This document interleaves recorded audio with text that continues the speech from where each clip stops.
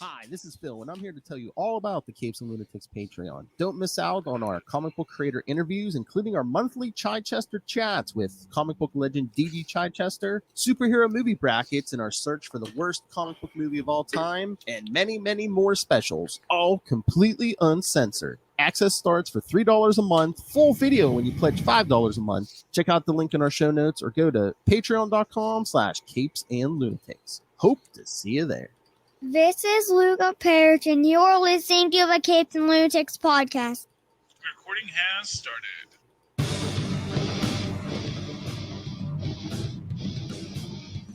In a world of capes and lunatics, gods and monsters, there will rise a threat that no one hero can handle alone. In those times, a group of heroes will rise. They are the Avengers, and this is Avengers Declassified. I'm your host, Charlie, the Professor Esser. And with me, as always, is the blue-eyed bomber of the Burg of Pits, Phil, me and Perich, or Phil Podcast Perich. Take your pick. Either one is good by me. So, Philip, today we go to that little town in Connecticut where everything goes wrong. A little town called Pleasant Hill. We are discussing today All New, All Different Avengers, issue 7. Then Uncanny Avengers, number 8. And then coming back with All New, All Different Avengers, number 8 again. Yeah, it's very interesting reading these, because I remember reading these when they first came out. And the thing about the Pleasant Hill saga is that so many of the books just sort of retold the same story as another book, because they had to all connect together. So it's interesting reading it in this specific order. You cut out a lot of the weird stuff that happens. And I was kind of just trying to focus on like the Kamala, the stuff Kamala's actually in. So and we'll do like 2 issues next week. Did you hear me? Yeah. I have no idea what you just said, but no, I said trying to focus on Kamala, and then it just went didn't. Yeah, no, so, yeah, this was interesting. I like the. Oh man, I wonder if in Ms. Marvel we're going to get White Vision show up as her teacher. Wouldn't that be just freaking out? But that is what's interesting. Oh, and that is actually one thing that I kind of felt was another little nitpick from the Ms. Marvel thing. Ms. Marvel is like a super genius character. She's in, this school is actually a magnet school, a science school. So, she shouldn't be struggling with academics the way they show her. But I guess they really wanted her to be relatable to your average teen, the demographic, as they say. So, you don't want to make her too over the top. But, and, all kids, even smart kids struggle with high school. I know, because I did, and so does my son. So, anyway, moving right along.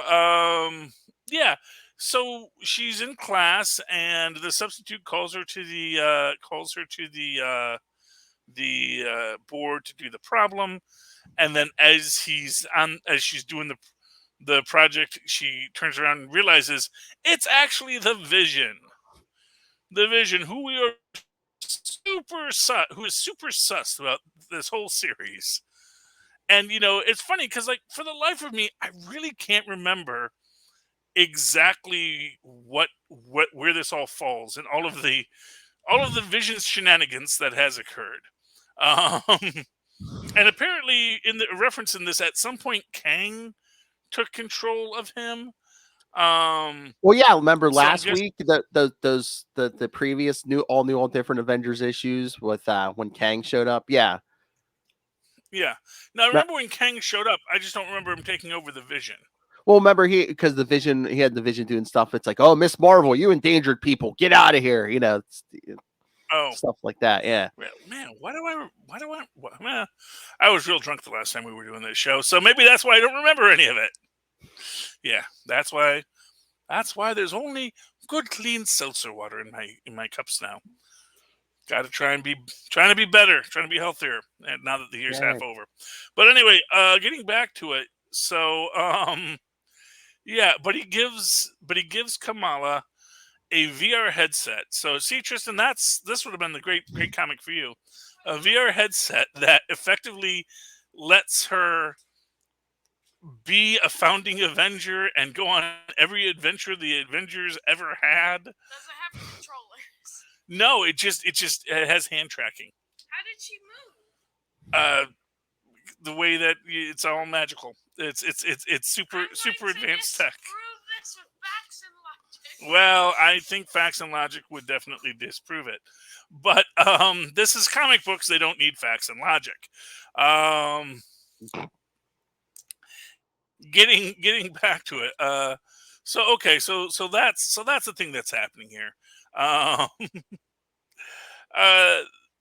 The what's interesting to me is this gift he gives, because, and again, just because I'm still thinking there's something sus about the Vision here, because just showing up at her school in the middle of the day, giving her this gift, just, I don't know, I don't trust the Vision, I don't know what he's up to. Bad things could be happening, but regardless, we have an adventure to have, Phil. Yes. Yes, because I believe Tony Stark gets called to the scene where Miles Morales is fighting a radioactive guy covered in bandages. I forget his name. I don't think we're supposed to care. Yeah, no, it's some old character. I don't even remember this guy, but yeah. Well, he kind of reminds me of the Negative Man from what's that show? What's that Doom Patrol show in Doom Patrol? Where he's like radioactive and he's just covered in these bandages. So part of me thinks, oh, that's what they were referencing there, and maybe at the end of the day, that is exactly what they were doing. As it stands, they get in their fight, and we see Maria Hill show up to take them to, not to take them to Pleasant Hill, but to take this person back to Pleasant Hill, because obviously supervillains are waking up and are causing problems. And I believe was it the Wizard who figured it out, or was it because at one point someone references the Wizard.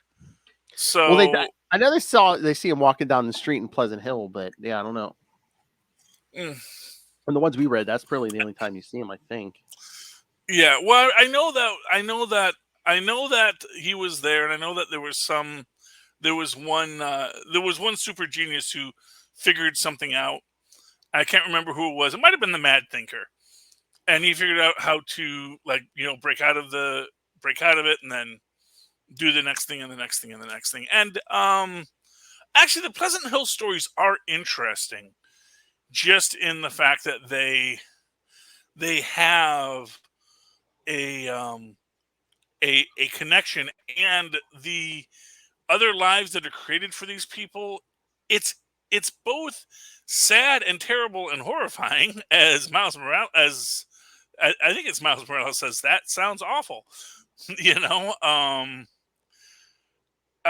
It's also a very, very personal story for them, because they're still human beings and they're experiencing all these emotions they're having. And Crusher Krell in this actually has a really interesting arc, because he's actually, I believe, the town sheriff. And so that's interesting, but that's not in this book, because this book is about them coming to Pleasant Hill, realizing that things are very wrong there, and then running afoul of the Cosmic Cube. Kobik is her name, and she puts them all to sleep.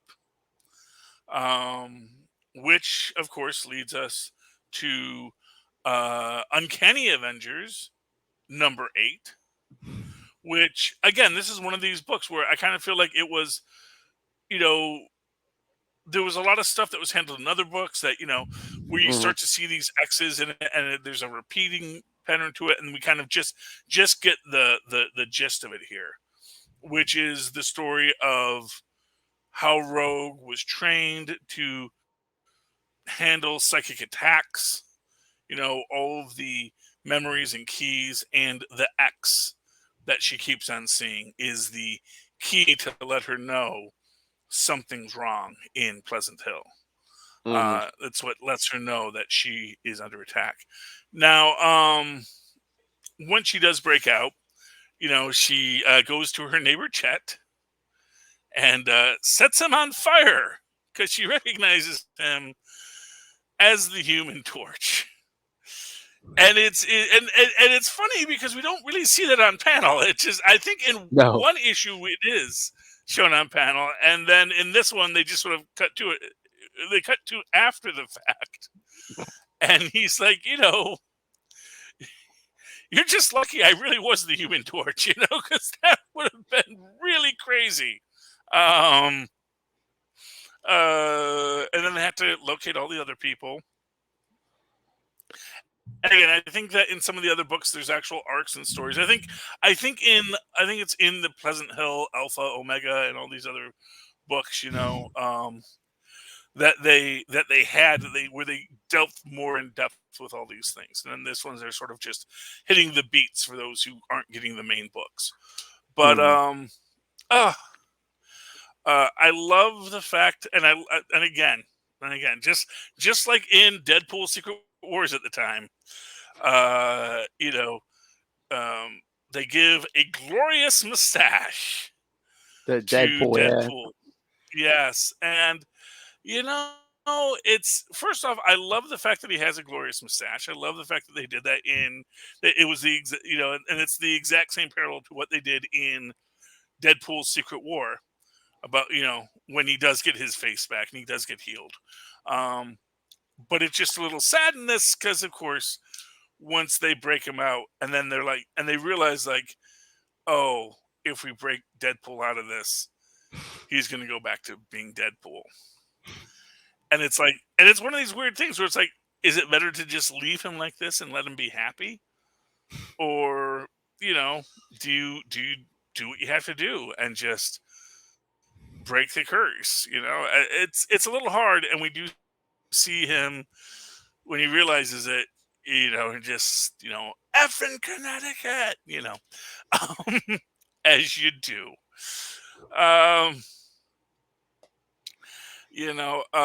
believe, at that point we get to, because I'm trying to remember here. Oh, we also, of course, they do break out Kamala Khan in this as well. Where they just get her to wake up as well. And they do find the Vision, and the Vision was the pianist at the piano store who was just constantly playing. And, but he's on a loop. He's a robot on a loop. It was, and again, like I said, I think they go into more depth in some of these books in the expanded canon around it. So, when you do these big crossover events, it's interesting because you can read just these books and you get the gist of it. You get the digest of what happened. You understand what was occurring, what it was following. But at the same time, you also realize that, there was a lot more story, a lot of really good told stories in this too. Who did the Pleasant Hill run? Who was this? Who was the mastermind behind Pleasant Hill? That wasn't Bendis, was it? I don't think, but here, I'm going to look it up. But I did look up that guy in the bandages in the beginning was Night Phantom, who's like an old enemy of Iron Man's. He showed up like maybe 3 whole times. I think they said the first time was like Iron Man, the original Iron Man 45. So, yeah. And even that name kind of sounds like he's meant to be Mr. Negative. You know? Well, I think it said he's even he was like an android or something. So Oh, that's crazy. Yeah. Okay, I'm looking this up. Nick Spencer was the big mastermind behind Oh, that. yeah. So yeah, and this it's a really good series. And it's also weird to me because I think that this is still during Old Man Cap's run. So this is when we have Old Man Cap. This was after. Well, yeah, this is the storyline where the Cosmic Cube girl, de-ages Steve Rogers, but then that gives us the whole Hydra Cap thing going forward. Yeah, exactly. Yeah, which means he wasn't Hydra Cap at the start of this, but when she brings him back because it's the Red Skulls. Oh, that's just so evil, that Red Skull. But the Red Skull is such a jerk, and all everything they've ever. It's dead now? And wasn't the Red Skull at this point, this storyline, what like you like to point out, wasn't it like that clone of the Red Skull, who showed up? Yeah, it was a clone of the Red Skull from the 1940s, who then stole Xavier's brain. Yes, and had it put inside his brain, which we don't know how that works, but they did it, and then I love that they just like cut him open again and just take out Xavier's brain and put it back in Xavier's body, because science. It's amazing what they can do with brains nowadays, and yeah, so that's that, and then of course that Red Skull dies very unceremoniously. Oh no, that's right. They brought him back with Lucan. So yeah, that's right. Red Skull's back. I forgot. Yeah. I forgot he came back with Lucan. Now that Red Skull, that's the real Red Skull. The one that's bonded to Lucan. Yes. Not this old tapes of Inzola's attic, Although I know you'll probably say the original Red Skull is dead because supposedly he died in Captain America 300, but then remember Grunwald brought him back in a cloned body of Steve Rogers, so. Yeah, And again, it's just all a bunch of old memory tapes. So, really. Mm-hmm. So really, again, it's just like when you go to Mephisto's realm, there's like a whole room of Red Skulls, Oh, yeah.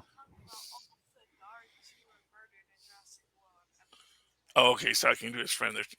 Why do they never talk about the guards who were murdered in Jurassic World? Yeah.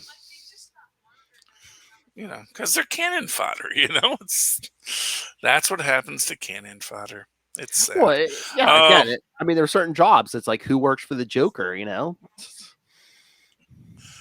You'd think people, I guess, people without real prospects or people that are fanatics. I mean, that's the thing is like the Joker's gotten crazier now. It's like, oh, we follow the Joker because he is the spirit of chaos and blessed be his name. I don't know. Great dental plan. I don't know. Something. No, I don't. No, I don't think. Who knows? Maybe he does. Maybe the Joker does actually have great benefits. For some reason. Okay. Well, there you go.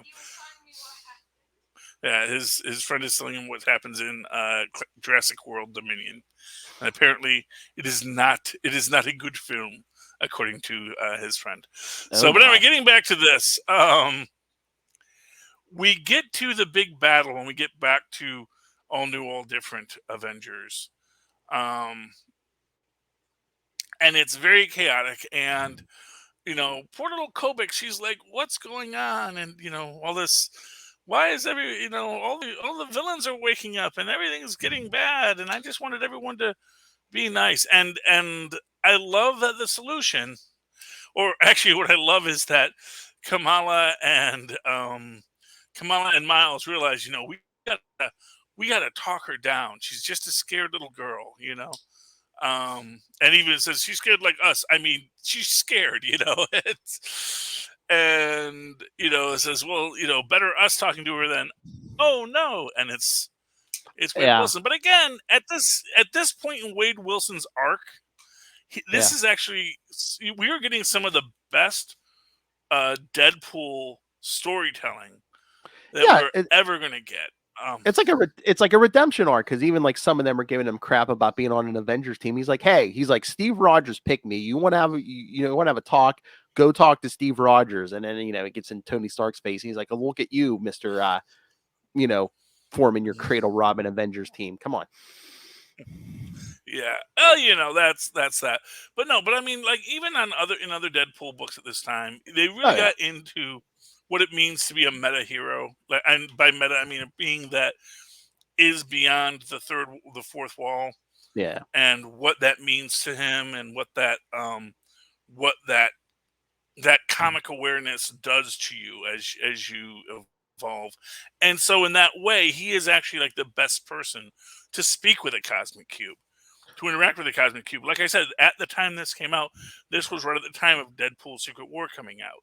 Yeah. And Deadpool Secret War, again, has Deadpool going on this cosmic level adventure and really unraveling things that worked out amazingly well, and it's a beautiful way that they wrote Deadpool.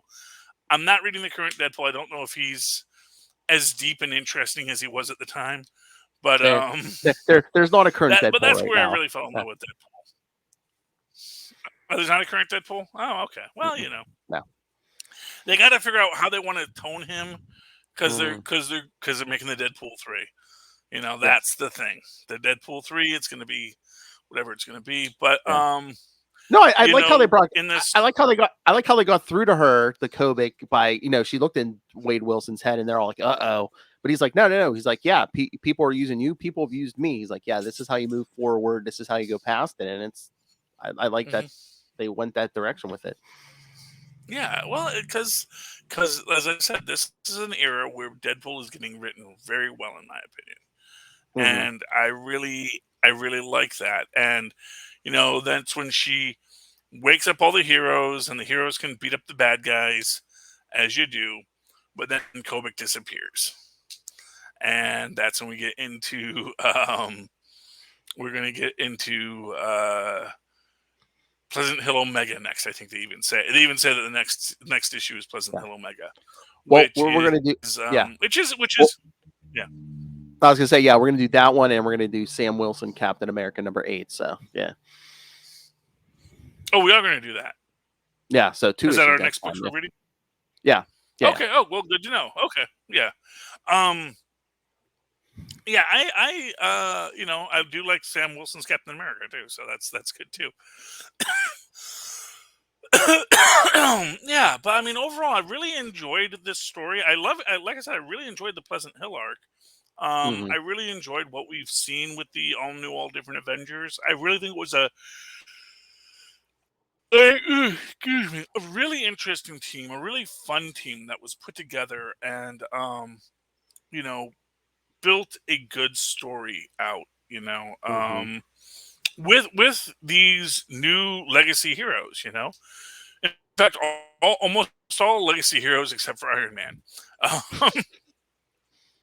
Because it's the new Cap and the new Thor, the new Spider-Man, the new Ms. Marvel, and the new Nova.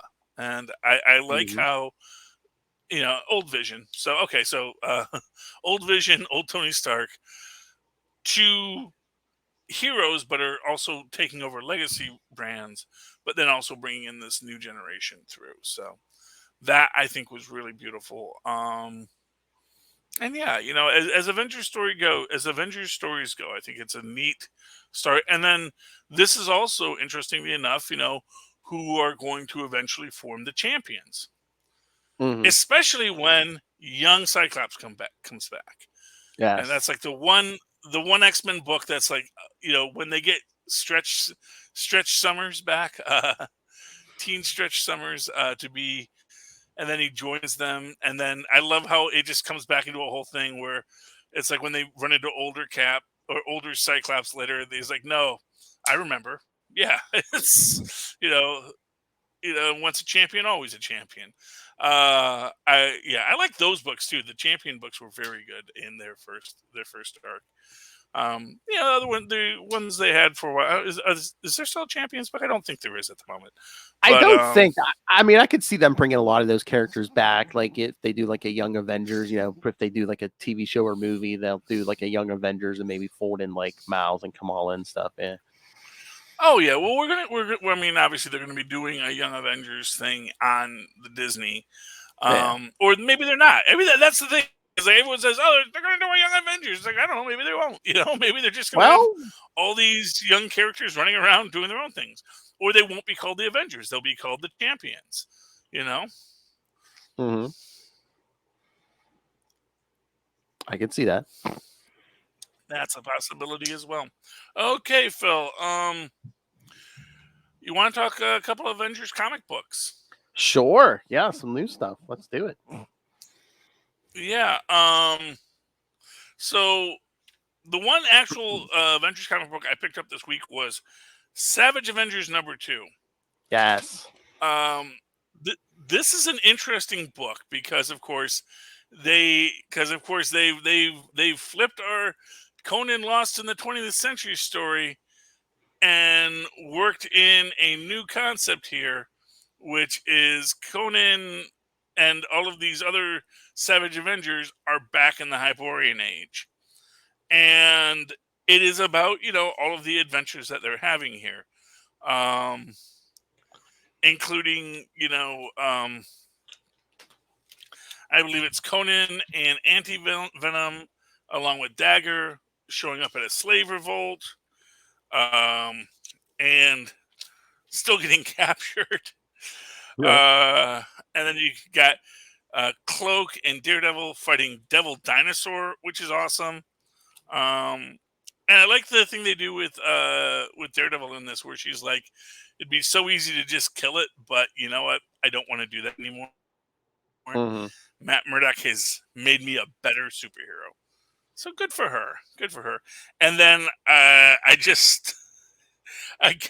the idea of Cloak just taking Devil Dinosaur into his cloak, although it's a lot to take in, and he just collapses, and then they all get captured again by the people. And then, of course, Deathlock is doing his best Terminator bit, and gets accosted, and then basically beats everyone up, but says, "I need to, I need to get to weapons," and then he just forges himself from scratch a gun.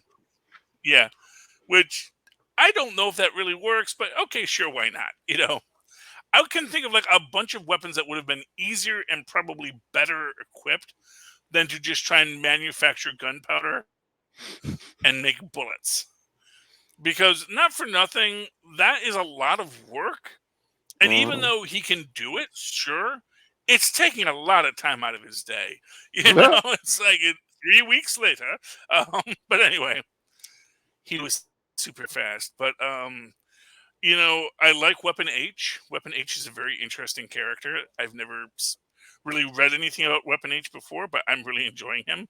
I like how he thinks that, he was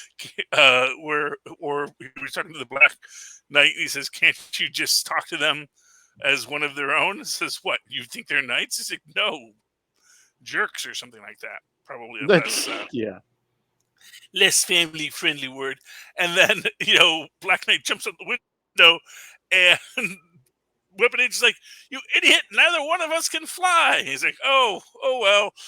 But then he actually now has more powers. Now he can turn into a harpy. So now he's Weapon Harpy. So that's cool.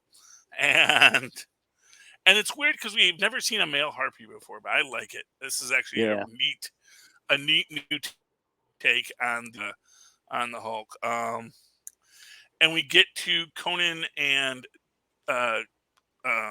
Dagger in the cell, and Dagger basically calls BS on all of his I only need me, I am alone, and yada yada yada. And she's like, "Oh, shut up. I know that I would not have survived as long as I have without the people that always have my back, and having their backs in turn." And this is part of what we get here, because of course we get our big showdown with the Deathlock. They have to have a fight, but of course then they all get back together.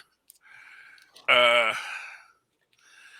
have their big fight. Cloak releases the devil dinosaur, and everyone escapes in a little boat. Meanwhile, you have Thula Doom being resurrected because they're going to kill Conan and bring back Set, as you like to do. And Conan even makes a mention earlier that, as much as he hates to admit it, he thinks the girl is right, and he's only going to survive this with the help of the others. So, big thumbs up for another Conan book. Even though we're not supposed to have these anymore, it's contraband. Loving me, the Savage Avengers and the Devil Dinosaur. Well, I thought they said they could do the team book. It's just they couldn't do his solo book for eventually. Yeah, something like that, until they decide to get back together and be friends again, Yeah, or you can't put his it's name. like Sony. Yeah, it's like Sony and Spider-Man. Yeah, where Sony's gonna say we're gonna make our own Spider-Man movies and they'll be good, we think, and then it's like they're gonna make their own Conan comic books and they'll be good. They hope, and then it's like no, they weren't good, and then it's like no, of course not. Would you like to let Marvel make them again and they can give you money? It's like we just want to give you money. Can you let us tell our stories? Mm-hmm. Why don't people like money? It's all very confusing, Phil. All right, you probably didn't. Sorry, okay. You probably didn't read them, but I got 2 Thor books. Well, I read one of the Thor books. Oh, which one did you read?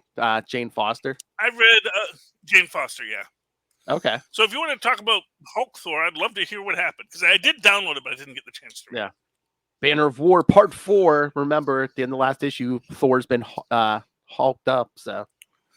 Yeah. Yay. So he's going nuts, and again, of course, Banner's no longer in control of the Hulk, so you're getting Hulk smash, Thor, and all this, and Tony Stark's just stuck there going, "What's going on?"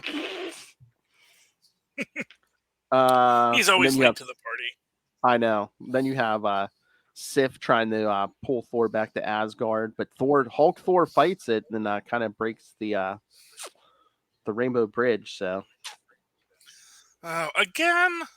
But so yeah. And I am, and then Banner's in Odin's brain. He goes, "You're probably not going to like this, but I need a favor if you want to stop Thor." So Odin gives him his favor. I guess he turns off those safety whatever on the hammer because Thor's been hulked up. Well, Hulk's got the hammer now. Oh, so Hulk now has a Thor. Yes. So Hulk picked up Mjolnir, so he gets. So now both of them are Thor half. upgrade. Yeah, so now both of them are half Hulk, half Thor. Yeah, because the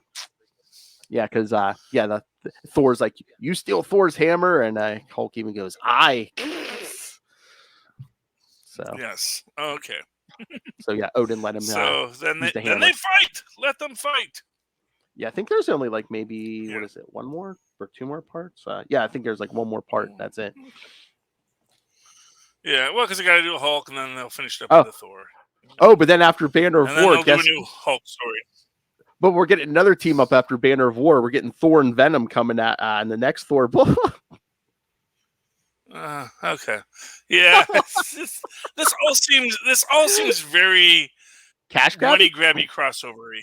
Yeah, this is all okay. Yeah, it's like when they did World War Hulk, and then everyone got turned into a Hulk. First off, this is not the first they turned everyone into a Hulk. In fact, everyone has been a Hulk 100 times. Just like everyone was a Venom once. It's like, you've done this. Don't do it again. Do a new story. Please. Anyway, so right, yeah, that's good. But yeah, you said you read Jane Foster and the Mighty Thor. Yeah, I enjoyed that. I enjoyed I enjoyed the. So first off, do you know who the witch with the mask is in the start? The one making all the deals. I don't, but Do you know who that person is? I'm assuming it's supposed to be a mystery. Yeah, I didn't recognize her, so Okay, it is supposed to be a mystery. Okay, yeah. Well, I mean, that's what I wasn't sure. I was like, should I know who this is? yeah. Because like, part of me was looking at it because it's like a little like mask that goes over her face. I'm like, oh, wait, is that like Jane Foster with the mask? I wasn't sure what that was there. Yeah. Or maybe yeah. See now I'm theorizing. Now I'm theorizing that that's the Thor persona of Jane. That kind of like how Don Blake kind of got shoved off when Yeah. when you didn't need him anymore, and this is like what's that essence of that wants to go back to being Jane, but like so this is her big plot to get Jane back to being Thor, just in time for the movie. So that's my fan theory. We'll see if it holds up, guys. Yeah, and so this is this supposed to be Curse, the leader of the Dark Elves? I believe so. Yeah, He yeah. seems a lot buffer than he used to be. Didn't Curse used to be a more scrawny guy? Like half of his I face think black, or am I thinking of originally he someone was else? scrawny, then they put him in like a weird suit and he was big. So I mean, Okay, well he's bulked. He's been in prison, so what are you going to do? He's going to lift weights. So yeah, we're going to got a lot of gains, because he's stuck in a prison, so it's just he's lifting rocks, building his strength up. Going to lead some Dark Elves in a war with Asgard again, because why not? That's what they always do. Likewise, he's just really happy to say, you want me to beat up Asgardians? Sure. And get me out of prison? Okay, which is also kind of like, sounds like what they tell Crusher Krell, or Crusher Creel. You want to get out of prison and beat up superheroes? Sure. Sure, I got my Tuesdays free, So that's nice, and that gets to what the whole war is here. And apparently someone is sending, I guess, extra dimensional robot bombs to kill people, which is interesting. Yeah, weren't they like black hole bombs at some point? Like they're bombing Asgard or whatever. Weren't they like black hole? Well, that's in Asgard. I'm actually jumping back to the start of the book, where we get Roz and we get Roz and what's her name? And Jane Valkyrie Jane, working on this case, and we see how she sees everyone's death, and how she can see when someone's about to die, and then she sees when everyone is about to die, so that she can see who has this special weapon to kill everyone, and then they do capture the guy, although the one woman does die, and then she takes her to the afterlife because, when I was a little girl in Scandinavia, I used to pray to Odin, dreamed of going to Asgard. It's like, well, guess what? You get to go to Asgard. Oh, by the way, it's about to go to war.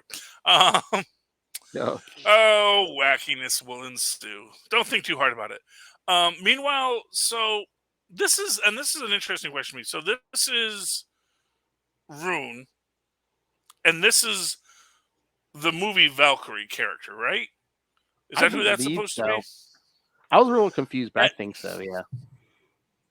Because I'm wondering if that's the same one that was in the Exiles with Captain Carter.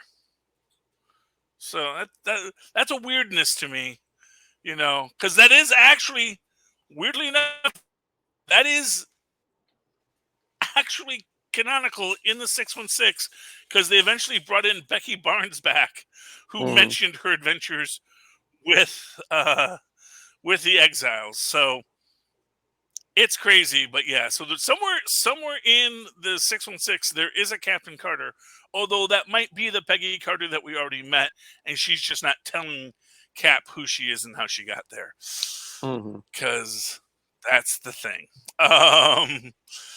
Anyway, so all of a sudden, she forgets the carrots for her horse. Horse does not like that. Yeah, I like the horse. And Yes. Rune is on a date, which is cute. And then all of a sudden, Thor's hammer smashes in, covered in blood. And that's when the battle starts, and that's when Jane grabs it. And she feels the power of Thor, but then she says no. And then Odin is like, how dare you refuse the power of Thor? And in my mind, I am really hoping they got what's his name? Sir Anthony Hopkins. Anthony Hopkins, yeah. To be in the hammer. Yes. Just be yelling at everyone in the hammer. As the voice of the hammer. You're too good for the power of Thor. Yeah, but anyway, this is fun. But then she's like, you'll see what I am capable of. And then they tell Rune she's got to go. Send Horse to get her. And then they go off to join the battle and search for Thor. And then we see, this I like, was that when the little lady who's been making all the deals, she goes to the Enchantress. Yep. And she's like, yeah, they're all fools because they all think they can beat you. Just know I'm not a fool. I don't even want to try. I did what you wanted. You just give me Thor. Because she is so thirsty for Thor. Oh, yeah. I mean, like to the point where it's like, if you ever got Thor, are you sure you'd want him? Because you've been building this up for a long time. Granted, he is Thor, but still, Well, now he's the ruler. Now he's the All Father. So now he got even more power. So yeah, although he's not going to be, because we even see when we flash to him and he's fighting the big snake, he's kind of Teen Thor again. Yeah, it looks kind of so scrawny, it's interesting. Yeah, I'm wondering what we're gonna see here. Wondering what it's gonna be. But it's an exciting book. Definitely gonna go on my list because I really enjoyed it. I think it's only. No, I'm here for it. I think it's like a miniseries. I think it's like 4 or 5 issues. But yeah, no, I'm here for it, and I liked it. Yeah, a lot. Yeah, and I'm gonna say I like it better than what they're doing in Thor right now, because especially so I guess and like the next one isn't even going to be following the Hulk. It's going to just Thor and Venom. Really? Yeah, no, because the last part's going to be in the Hulk book. So yeah. Okay, and then what do you think the Hulk's going to do next? Anything? I have no idea, unless they go back to what he was doing. Unless he's traveling the multiverse again. I don't know. Yeah, I want him to just go back to hitchhiking, working odd jobs, trying to stay ahead of Jack McGee, or Jackie McGee, because he still owes her money, and she's like, "Banner, where's my money? Don't make me come to get you." And I think there's something. I think there's something in his head, or something that whatever. I think something was masquerading as Betty, but so. Yeah. I have no idea what you just said, but that's okay. I think there's something in his head masquerading as Betty Banner, and they still got that mystery about how a bunch of people died in, what was that, San Antonio or something. So, hello. Yeah. Whatever you're saying, the universe does not want me to know, because it just freezes every time you try to say it. So. I just hope that I'm just saying. I think they're got some mysteries in the whole book. They got to clear up. Okay. Yay. All right. So should we get out of here? Should we get out of here? I think we're running out of time. Yeah. So anyway, Phil, why don't you tell people how they can buy wonderful aluminium mugs and call us and write to us and do all of those things. Those beautiful aluminium mugs? I think they do. That's right, they do. That's right, Tristan Esser. Yes, they do. All right. So yes. So send your thoughts on all things Avengers. Email us CapesandLunatics@gmail.com or call the voicemail 614-382-2737. That's 614-38-CAPES. And remember, you can follow Avengers Declassified on Facebook, on Twitter. Find links to all the various social medias for all the shows we do, Facebook, Twitter, Facebook groups. Well, there you go. So yeah, fun.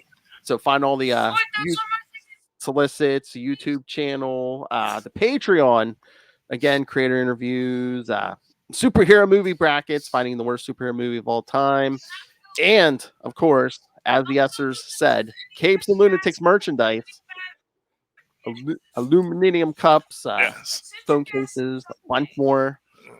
So, so Don't find it flame all. much with all battery acid, Tristan says. Oh, that's not good. All right, all in one place. Yes. That's Linktree, linktr.ee/Capes and Lunatics. Charlie Esser, where can people find you on the internet?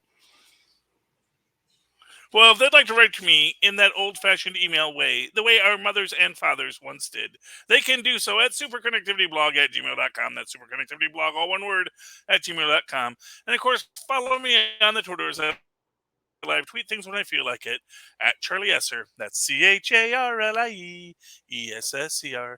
Look for the 2 E's in the middle. For quality. Bing, bing. Thank you, Maz. And you have come to the end of another episode of Avengers Declassified. This podcast will self-destruct in 10 seconds. So yeah, come back next week for Captain America Sam Wilson #8 and the Assault on the Pleasant Hill Omega. And some new books. I think that new Steve Rogers Captain America book comes out next week. I'm excited. Yeah.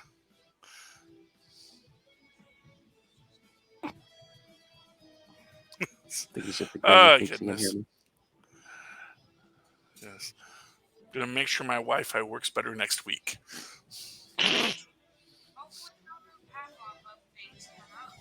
All right. Come back next week. Assemble next week.